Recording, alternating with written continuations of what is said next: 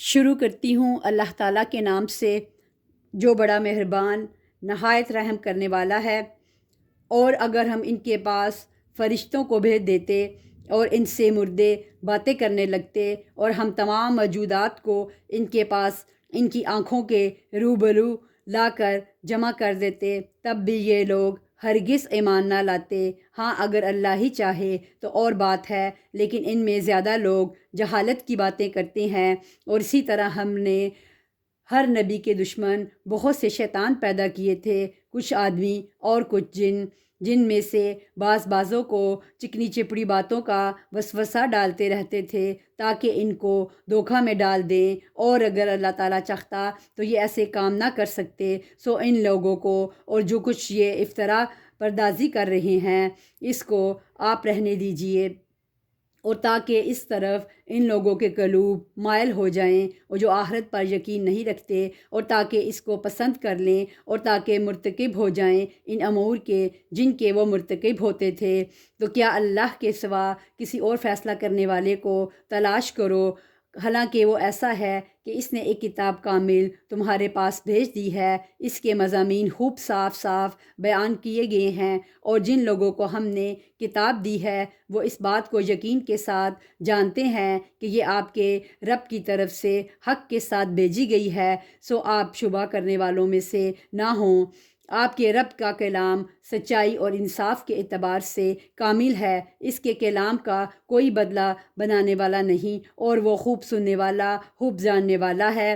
اور دنیا میں زیادہ لوگ ایسے ہیں کہ اگر آپ ان کا کہنا ماننے لگیں تو وہ آپ کو اللہ کی راہ سے بے راہ کر دیں۔ وہ محض بے اصل خیالات پر چلتے ہیں اور بالکل قیاسی باتیں کرتے ہیں۔ بالیقین آپ کا رب ان کو خوب جانتا ہے، اور جو اس کی راہ سے بے راہ ہو جاتا ہے، اور وہ ان کو بھی خوب جانتا ہے جو اس کی راہ پر چلتے ہیں۔ سو جس جانور پر اللہ تعالیٰ کا نام لیا جائے اس میں سے کھاؤ اگر تم اس کے احکام پر ایمان رکھتے ہو۔ اور آخر کیا وجہ ہے کہ تم ایسے جانور میں سے نہ کھاؤ جس پر اللہ کا نام لیا گیا ہو، حالانکہ اللہ تعالیٰ نے ان سب جانوروں کی تفصیل بتا دی ہے جن کو تم پر حرام کیا ہے، مگر وہ بھی جب تم کو سخت ضرورت پڑ جائے تو حلال ہے۔ اور یہ یقینی بات ہے کہ بہت سے آدمی اپنے خیالات پر بلا کسی سند کے گمراہ کرتے ہیں۔ اس میں کوئی شبہ نہیں کہ اللہ تعالیٰ حد سے نکل جانے والوں کو خوب جانتا ہے۔ اور تم ظاہری گناہ کو بھی چھوڑ دو اور باطنی گناہ کو بھی چھوڑ دو۔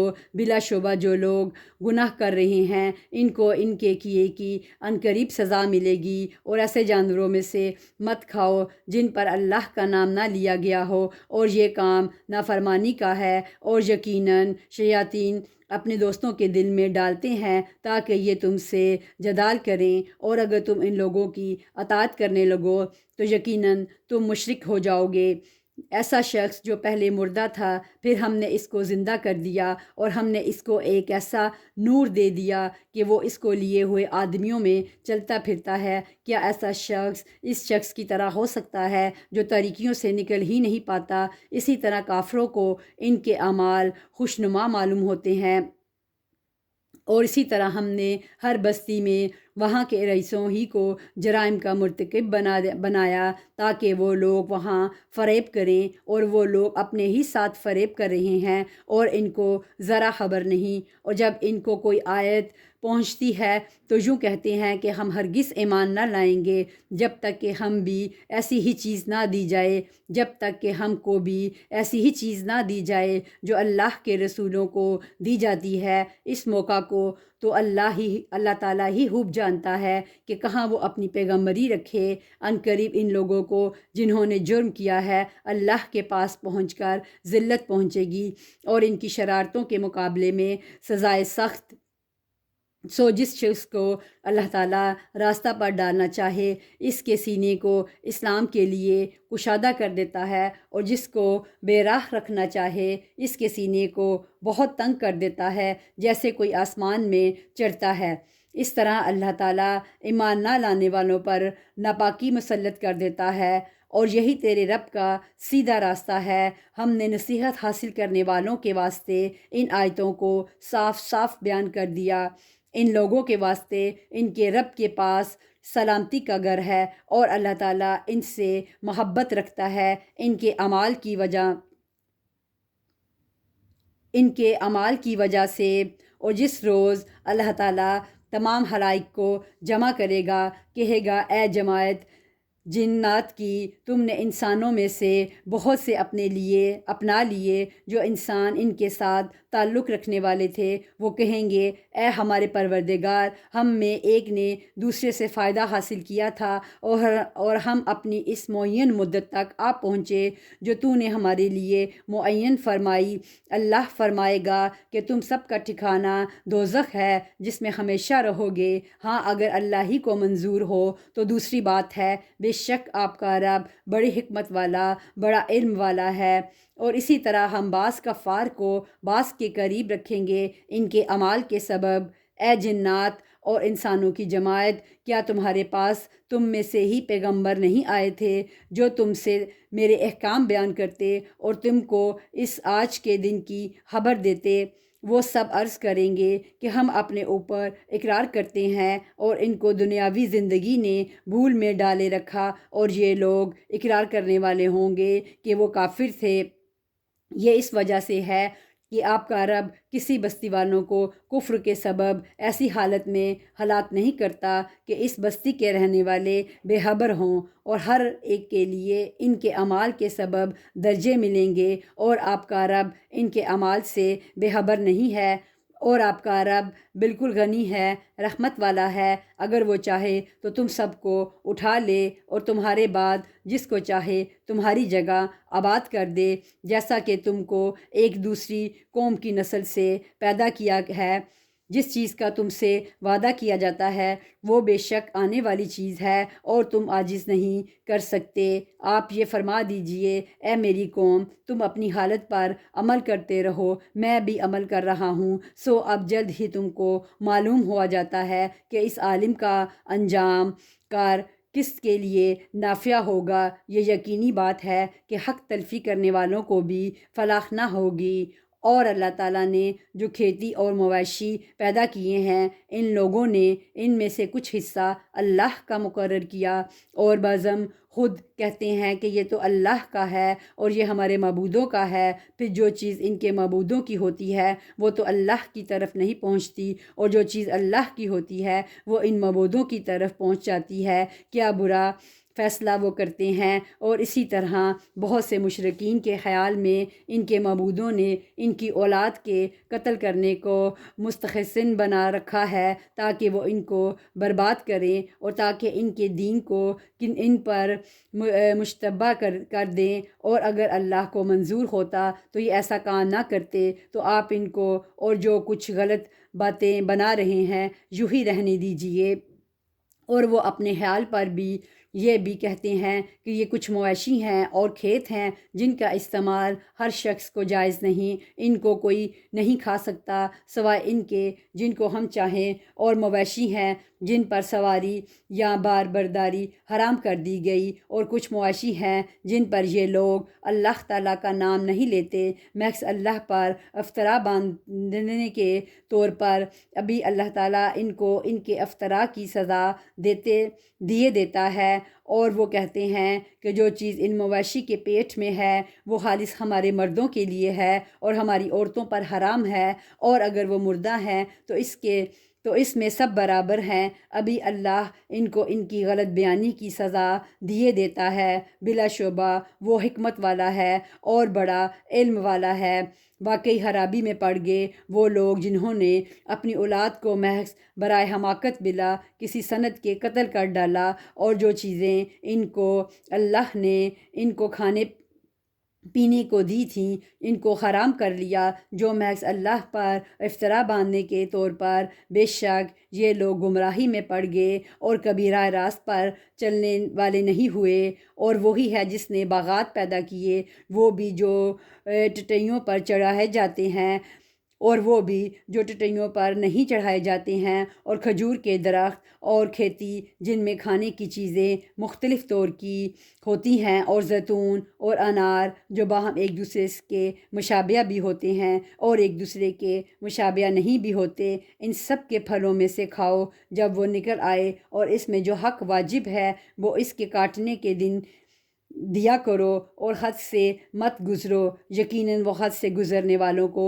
ناپسند کرتا ہے۔ اور مواشی میں اونچے قد کے اور چھوٹے قد کے پیدا کیے ہیں، جو کچھ اللہ نے تم کو دیا ہے کھاؤ، اور شیطان کے قدم بقدم مت چلو، بلا شک وہ تمہارا صریح دشمن ہے۔ پیدا کیا 8 نر مادہ، یعنی بھیڑ میں 2 قسم اور بکری میں 2 قسم۔ آپ کہیے کہ کیا اللہ نے ان دونوں نروں کو حرام کیا ہے، یا دونوں مادہ کو، یا اس کو جس کو دونوں مادہ پیٹ میں لیے ہوئے ہوں؟ جو تم مجھ کو کسی دلیل سے تو بتاؤ اگر سچے ہو۔ اور اونٹ میں 2 قسم اور گائے میں 2 قسم۔ آپ کہیے کیا اللہ تعالیٰ نے ان دونوں نروں کو حرام کیا ہے، یا دونوں مادہ کو، یا اس کو جس کو دونوں مادہ پیٹ میں لیے ہوئے ہوں؟ کیا تم حاضر تھے جس وقت اللہ تعالیٰ نے تم کو اس کا حکم دیا؟ تو اس سے زیادہ کون ظالم ہوگا جو اللہ تعالیٰ پر بلا دلیل جھوٹی تہمت لگائے تاکہ لوگوں کو گمراہ کرے؟ یقیناً اللہ تعالیٰ ظالم لوگوں کو راستہ نہیں دکھلاتا۔ آپ کہہ دیجئے کہ جو کچھ احکام بذریعہ وحی میرے پاس آئے، ان میں تو میں کوئی حرام نہیں پاتا کسی کھانے والے کے لیے جو اس کو کھائے، مگر یہ کہ وہ مردار ہو، یا کہ بہتا ہوا خون ہو، یا خنزیر کا گوشت ہو، کیونکہ وہ بالکل ناپاک ہیں، یا جو شرک کے ذریعے ہو کہ غیر اللہ کے لیے نامزد کر دیا گیا ہو۔ پھر جو شخص مجبور ہو جائے، بشرطے کہ نہ تو طالب لذت ہو اور نہ تجاوز کرنے والا ہو، تو واقعی آپ کا رب غفور الرحیم ہے۔ اور یہود پر ہم نے تمام ناخن والے جانور حرام کر دیے تھے، اور گائیں اور بکری میں سے ان دونوں کی چربیاں ان پر ہم نے حرام کر دی تھیں، مگر وہ جو ان کی پشت پر یا انتڑیوں میں لگی ہو، یا جو ہڈی سے ملی ہو، ان کی شرارت کے سبب ہم نے ان کو یہ سزا دی، اور ہم یقیناً سچے ہیں۔ پھر اگر یہ آپ کو کاذب کہیں تو آپ فرما دیجئے کہ تمہارا رب بہت بڑی وسیع رحمت والا ہے، اور اس کا عذاب مجرم لوگوں سے نہ ٹلے گا۔ یہ مشرکین یوں کہیں گے کہ اگر اللہ تعالیٰ کو منظور ہوتا تو نہ ہم شرک کرتے، اور نہ ہمارے باپ دادا، اور نہ ہم کسی چیز کو حرام کہہ سکتے۔ اس طرح جو لوگ ان سے پہلے ہو چکے ہیں انہوں نے بھی تکذیب کی تھی، یہاں تک کہ انہوں نے ہمارے عذاب کا مزہ چکھا۔ آپ کہیے کہ کیا تمہارے پاس کوئی دلیل ہے تو اس کو ہمارے روبرو ظاہر کرو۔ تم لوگ محض خیالی باتوں پر چلتے ہو، اور تم بالکل اٹکل سے باتیں بناتے ہو۔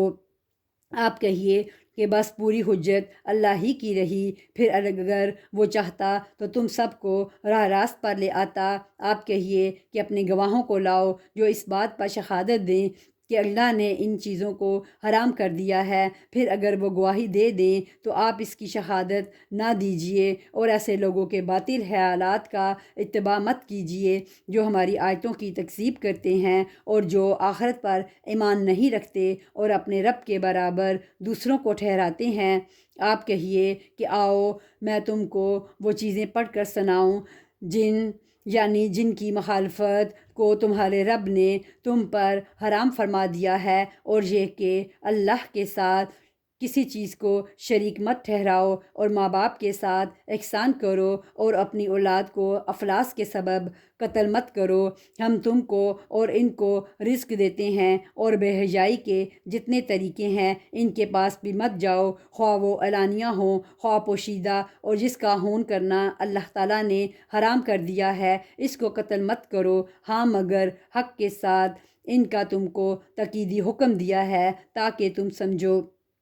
اور یتیم کے مال کے پاس نہ جاؤ مگر ایسے طریقے سے جو کہ مستحسن ہے، یہاں تک کہ وہ اپنے سن رشت کو پہنچ جائے، اور ناپ تول پوری طرح کرو انصاف کے ساتھ۔ ہم کسی شخص کو اس کی طاقت سے زیادہ تکلیف نہیں دیتے، اور جب تم بات کرو تو انصاف کرو، گو وہ شخص قرابت دار ہی ہو، اور اللہ تعالیٰ سے جو عہد کیا اس کو پورا کرو، اور ان کا اللہ تعالیٰ نے تم کو تاکیدی حکم دیا ہے تاکہ تم یاد رکھو، اور یہ کہ یہ دین میرا راستہ ہے جو مستقیم ہے، تو اس راہ پر چلو اور دوسری راہوں پر مت چلو کہ وہ راہیں تم کو اللہ کی راہ سے جدا کر دیں گی۔ اس کا تم کو اللہ تعالیٰ نے تاکیدی حکم دیا ہے تاکہ تم پرہیزگاری اختیار کرو۔ پھر ہم نے موسیٰ علیہ السلام کو کتاب دی تھی جس سے اچھی طرح عمل کرنے والوں پر نعمت پوری ہو اور سب احکام کی تفصیل ہو جائے، اور رہنمائی ہو اور رحمت ہو تاکہ وہ لوگ اپنے رب کے ملنے پر یقین لائیں۔ اور یہ ایک کتاب ہے جس کو ہم نے بھیجا بڑی خیر و برکت والی، سو اس کا اتباع کرو اور ڈرو تاکہ تم پر رحمت ہو۔ کہیں تم لوگ یوں نہ کہو کہ کتاب تو صرف ہم سے پہلے جو فرقے تھے ان پر نازل ہوئی تھی اور ہم ان کے پڑھنے پڑھانے سے محض بے خبر تھے۔ کہیں تم لوگ یوں نہ کہو کہ کتاب تو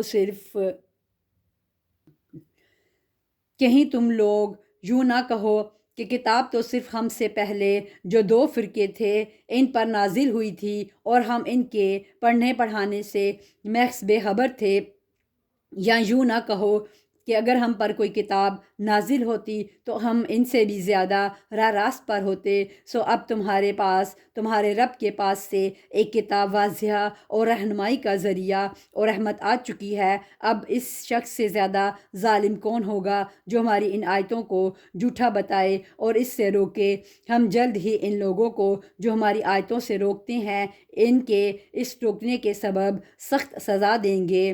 کیا یہ لوگ اس امر کے منتظر ہیں کہ ان کے پاس فرشتے آئیں، یا ان کے پاس آپ کا رب آئے، یا آپ کے رب کی کوئی بڑی نشانی آئے؟ جس روز آپ کے رب کی کوئی بڑی نشانی آ پہنچے گی، کسی ایسے شخص کا ایمان اس کے کام نہ آئے گا جو پہلے سے ایمان نہیں رکھتا، یا اس نے اپنے ایمان میں کوئی نیک عمل نہ کیا ہو۔ آپ فرما دیجئے کہ تم منتظر رہو، ہم بھی منتظر ہیں۔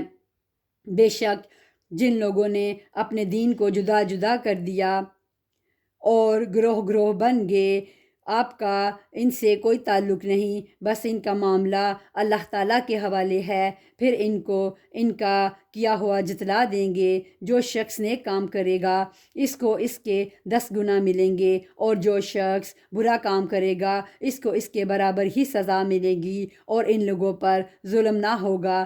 آپ کہہ دیجئے کہ مجھ کو میرے رب نے ایک سیدھا راستہ بتایا ہے کہ وہ ایک دین مستحکم ہے، جو طریقہ ہے ابراہیم علیہ السلام کا، جو اللہ کی طرف سے یکسو تھے اور وہ شرک کرنے والوں میں سے نہ تھے۔